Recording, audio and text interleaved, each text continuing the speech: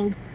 But I think that for families like Jermaine's and Relicia's, like, they did not have that response, clearly. And I think that everybody understands and knows that in a missing persons case, those early hours and days are crucial for not only finding the person, but for finding justice. And I think especially like in Jermaine's case, like even getting her reported missing was a struggle that took days.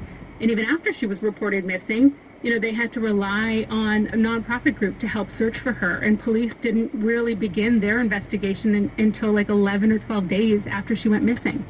There are probably so many differences in terms of the way their cases were handled, but that I think was the most glaring for me at the beginning. Yeah. Jonquilyn, biggest difference between Gabby and the way the Relicia was treated? I think it's a few things. I mean, I think, again, it's those early days that are really important. But I think also another major factor is the national coverage. I mean, Relicia's story was everywhere in D.C. at the time. And, you know, you'd turn on the TV and it was there locally. But I wasn't seeing it, you know, when I go to a national news outlet. I wasn't seeing it the same way I would see it for a local outlet. And I also...